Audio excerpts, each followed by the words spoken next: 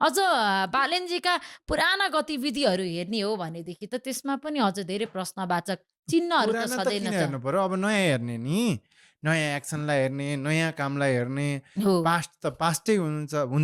हो। त्यसो भए त तपाईँलाई पनि हिजोको एमाले, आज पनि एमाले नै भनेर भन्न त मिलेन नि त, होइन? कि मिल्यो?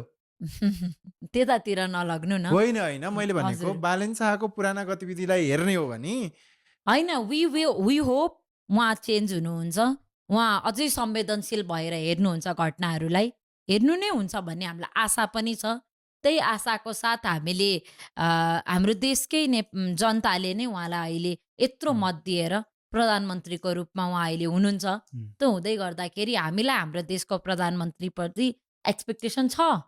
तर हामी एज अ आम नागरिकको हिसाबले तपाईँ एउटा पत्रकारको हिसाबले तपाईँले प्रश्न गर्नुहुन्छ। म पनि एज अ सिटिजन र एज एन एक्टिभिस्ट मैले पनि प्रश्न गर्न ठाउँहरू पर्याप्त छन् गरिरहन्छौँ। सही गर्नुभयो भने हामी ताली पनि बजाउँछौँ, गलत गर्नुभयो भने हामी प्रश्न पनि गर्छौँ। ताली बजाउन चाहिँ तपाईँहरूको हात अररिँदो रहेछ के फेरि? बजाइरहेको छौँ त खोइ त! राम्रो गरेको चिजहरूमा राम्रोलाई हामीले राम्रो भन्नै सक्नु भएको छैन। होइन खुलेरै घुमी-फिरी ऊ प्रशंसा। पुरानैतिर जानुहुन्छ। बरु ऊ पुरानो यस्तो गर्थे नि बालेन शाहले भनेर भन्नुहुन्छ। त्यस्तो छैन, त्यस्तो छैन। अहिले खोइ त हामीले अहिलेको काम पनि त तारिफ योग्य होला नि त, सारा देशले तारिफ गरिरहेछ फेरि। होइन, हामीले उहाँलाई प्रशंसा गरि नै रहेको छौँ होइन। खोइ त अहिले देखिएन के? यस्तो विरोधै मात्र 100 दिन देखियो।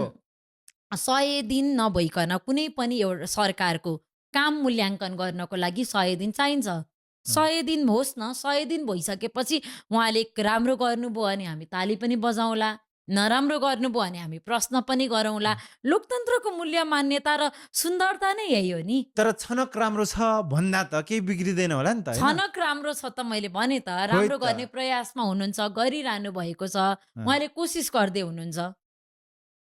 अब कस्तो गर्नुहुन्छ त्यो भन्ने पनि कुरा त भन्नु कि अझै भन्नु भनेर भन्नुपर्ने रहेछ, होइन?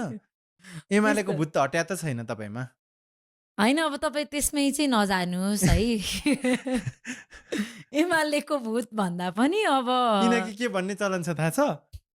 गधालाई पनि मान्छे बनाउन सकिन्छ। हुँ, मान्छेलाई एमाले बनाउनु त एकदमै सजिलो भइहाल्यो। तर एमालेलाई चाहिँ मान्छे बनाउन सकिँदैन भनेर भनिँदो अ, रहेछ। अनि त्यही भएर फेरि तपाईँले पनि त्यही छनक देखाउनु भयो के?